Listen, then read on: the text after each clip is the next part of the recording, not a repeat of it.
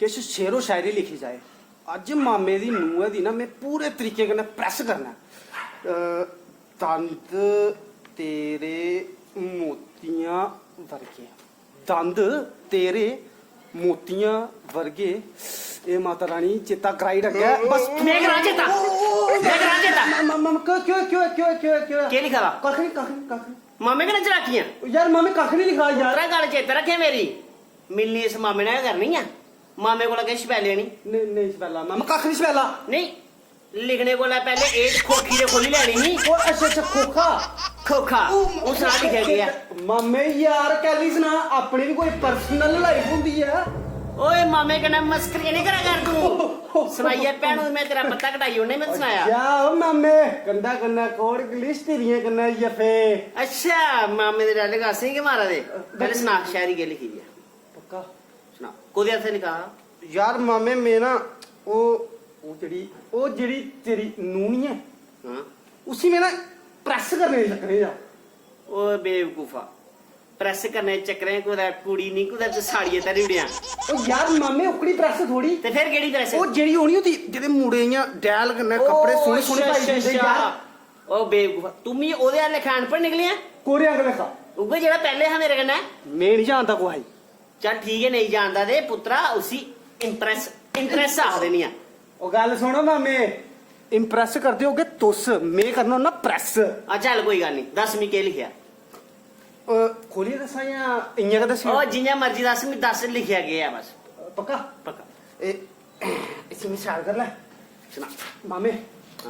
तुंदे पर शायरी बोलना मेरे पर शैल बोलिया शायर इयां मतलब खुश हो जांगे सारे। ठीक है ठीक है। मामे दंद जेड़े ना तेरे दंद तेरे मोतियां ओ ते बोलो वाह वाह वाह वाह वाह वाह वाह। दंद तेरे मोतियां वर्गे। ओ मामे मुंह है तेरा करेला। यार एक तू मेरी बेइज्जती कर गया ना। अगे सुनो फुल रिस्पेक्ट ते फुल इज्जत। अच्छा ठीक है। दंद तेरे मोतियां वर्गे, मुंह है तेरा करेला। मुंह है तेरा करेला, बूथी तेरी कंस मामे वाली, बूथी तेरी कंस मामे वाली, तो किलो किलो का बेला। यार तू मेरी बेइज्जती कर जाना। यार मामे तू दिखा नहीं है बंदा क्या चीज है?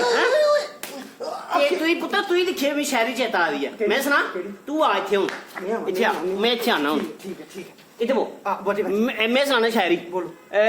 क्या देना एक बड़ी पुरानी मशहूर शायरी है तू सुनी दी होनी है। केड़ी वाला?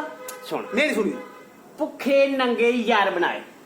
अच्छा तू सुनो भुखे नंगे यार बनाए। ठीक है बोझे नहीं तेला। ओ मामा पैसे गल नहीं कर रहा। तू मेरी गल सुन मेरी। भुखे नंगे यार बनाए बोझे नहीं तेला। अच्छा हैं ते करदी मेला मेला। ते पुत्रा एक गल सुनना है केड़ी? ए जेड़ा टाइम लंघी आ जो किश करना कर ले, टाइम एक बारी लंघी आ हथ नहीं होना बेला। यार मामे आई गल समझ ये गल ते सही है। कुड़ियां काड़ियां चक्करे छोड़ ले वो भी बड़ा चक्कर च पेदा ही आ। अज मिट्टी हुई है हूं मैं एक और आंदे आंदे थोड़ी दूर हुई है बेटा थोड़ी दूर हुई है। हां पता गली दूरा मी फीलिंग आनी है। अच्छा जे मैं कोल आया ना तो ही मेरे पर बड़ी फीलिंग आनी है। चल कोई गल नहीं मामे चू नहीं करना। चल चू नहीं करना नहीं क्योंकि सुनियो कुत्ती चू करेगी तो भुक्की मरेगी। जय डुग्गर जय मां डुग्गर। दोस्तों मैं तुहाडे अपने डुग्गर दा बेटा कुलदीप हंस ते अज तुसें दिक्खी अज साडी एक नवी वीडियो दी जेहड़ी सीरीज मैं स्टार्ट करन लगा। ते मेरे कन्नै जेहड़े मेरे कन्नै आर्टिस्ट है वो मेरा रिश्ते च भनेआ भी लगदा है। इयां ते यार दोस्त है मगर रिश्ते दी गल कीती जाए ते भनेआ लगदा है। ते कनेही ये लगी तुसें साडी ये वीडियो जरूर सनाओ। ओदा नाम है तुसें ना ओदा नाम है जी सचिन अंगराल। ते ये वीडियो तुसें कनेही लगी जरूर सनाओ सानू लाइक कमेंट ते शेयर करिए। जय डुग्गर जय मां डोगरी।